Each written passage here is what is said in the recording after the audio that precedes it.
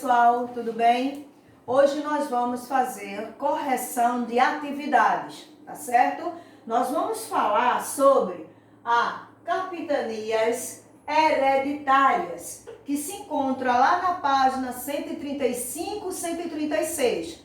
Foi uma das aulas que nós já demos, né? Que vocês com certeza já assistiram, e que fala sobre a divisão, sistema de capitanias, da divisão que foi feita no Brasil, né, com Dom João, o rei de Portugal, né, que dividiu as terras brasileiras em 15 lotes e foi dado a 12 donatários na época, as capitanias hereditárias que poderiam ser passadas de pai para filho, tá?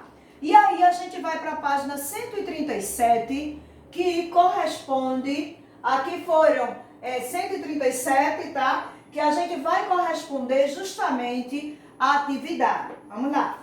Página, pegue lá o livro de vocês, página 137. Diz assim o primeiro quesito. De acordo com o que você estudou sobre as capitanias hereditárias, escreva como era o funcionamento do sistema de capitanias hereditárias, ou seja, como essas capitanias, elas funcionavam, tá? De acordo com o texto, de acordo com a aula que nós estudamos, você vai lá e coloca a sua visão, a sua opinião nesse primeiro quesito. Lembrando que em história, né, a gente tem que botar também a nossa opinião, tá bom? Não só concordar com o que o autor ou a autora está falando, mas ter sua opinião própria, né, crítica, né, dar sua crítica, né, em cima daquele assunto, tá bom? Vamos lá para o segundo quesito, que também é pessoal.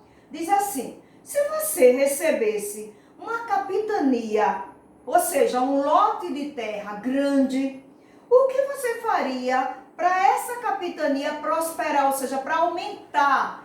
Como era que você ia dividir? O que era que você ia fazer para melhorar esse local, esses lotes de terra? Ia deixar do mesmo jeito? Ou você ia procurar uma estratégia, ou seja, uma maneira, né? Montar alguma coisa para melhorar ali, tá bom? Vamos lá para o terceiro quesito, que também não é pessoal, mas que você também pode dar a sua opinião.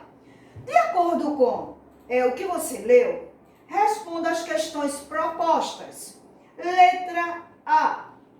Qual foi o rei que dividiu o Brasil em capitanias? Isso aí, de acordo com o que você estudou, você vai lá e coloca, tá bom? Mas quem colocou que foi Dom João III está correto, tá bom? Porque foi na época de Dom João III, que foi ele o rei de Portugal na época que fez essa divisão das capitanias hereditárias.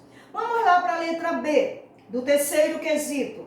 Em quantos lotes de terra o Brasil foi dividido? Eu falei logo no início, né? Foram em 15 lotes, tá bom?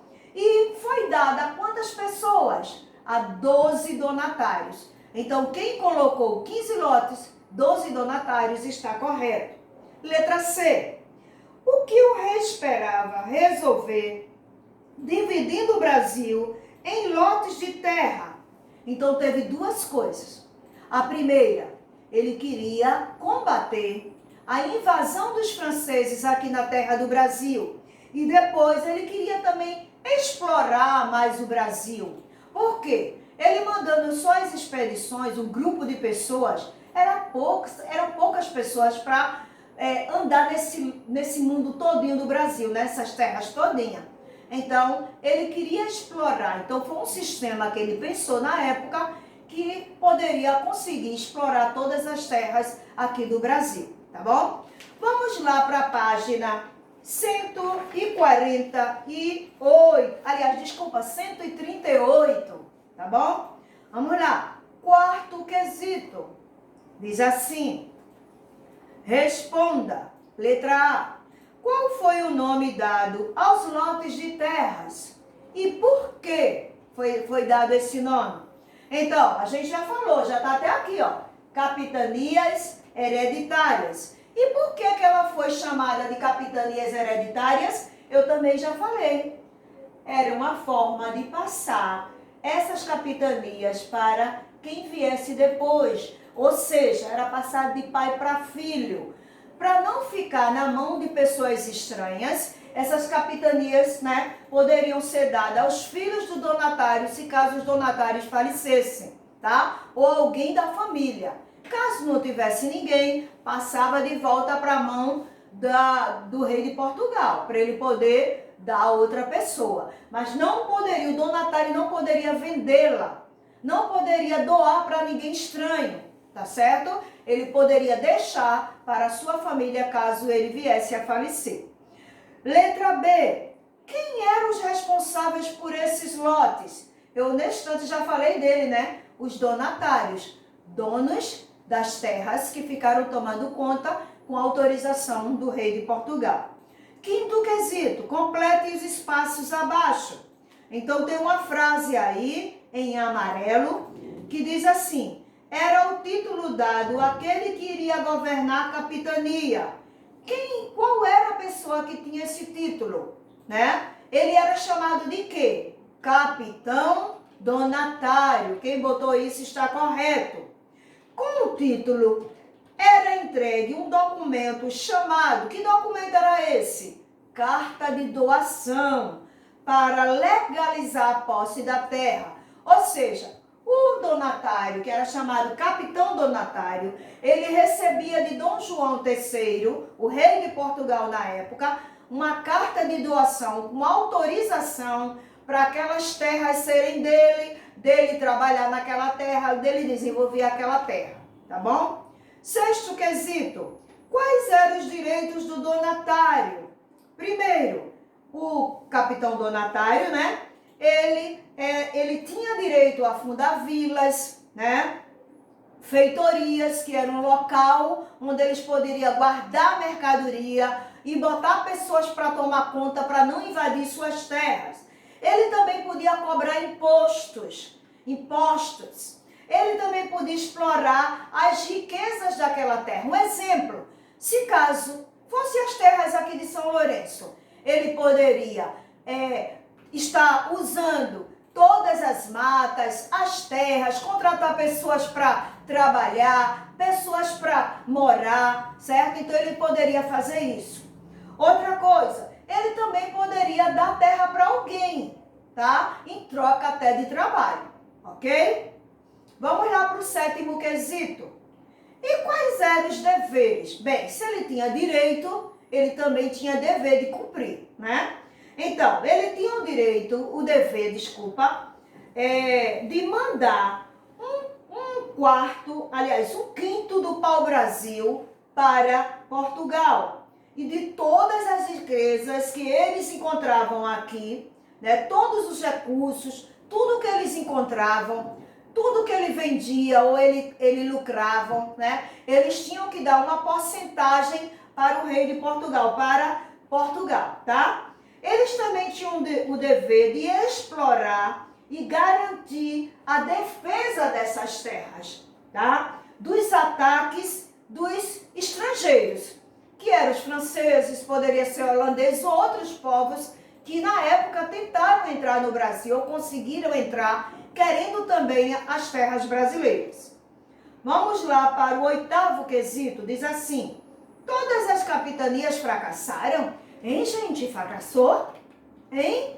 Quantas fracassaram? E quantas sobreviveram? Então vamos lá. Quais as que mais prosperaram? Nem todas fracassaram, não foi? Ficaram apenas duas. O rei de Portugal não começou a ter muito lucros nas capitanias, em todas as 15. Então ele começou a acabar com essas capitanias. Ficaram duas. A de São Vicente, no Rio de Janeiro, e a de Pernambuco. Por quê? Porque uma, ele tinha feito muitas vilas lá, E aqui em Pernambuco estava também acontecendo muita venda da cana-de-açúcar. Existia muito açúcar saindo daqui para se vender fora do Brasil e o Portugal iria enricar. com essas exportações. Então, por isso que ficaram, tá? Tava dando lucro, né? Em outras palavras. Então, elas prosperaram um bom tempo. Aí ele está falando no 9º, diz assim: quais foram as razões desse fracasso relativo? Por que eles começaram, essas outras capitanias começaram a fracassar? Então, ele diz o seguinte: primeiro, a falta de recursos. Os donatários, muitas vezes, eles não tinham muitos recursos, muitas condições de trabalhar essas terras, de melhorar, de comprar material, né, de arrumar pessoas para trabalhar, e eles foram fracassando. Outra coisa, tinha muito ataque dos indígenas, porque os indígenas foram também pegos como escravos para trabalhar. Então eles começaram a fugir e muitas vezes atacavam também essas terras, esses donatários. O isolamento, lembra que no assunto a gente falou que havia um isolamento muito grande de uma terra para outra, né? Então, a distância de uma capitania para outra era muito grande. Então, isso dificultava, né, o acesso para localização, para carregar uma mercadoria, para ajudar uma capitania a ajudar a outra, né? Então, essa distância também de Portugal para cá, tudo isso dificultava, tá certo? Então, essas foram, né, as razões dessas capitanias também começarem a decair. E depois dessas capitanias totalmente acabaram, o rei criou um sistema de governo. E a gente vai estar falando na próxima aula sobre o sistema de governo geral criado no Brasil na época, tá bom? A gente vai ficando por aqui. Obrigada por mais uma aula aqui com vocês, tá? Até a próxima aula. Fiquem na paz.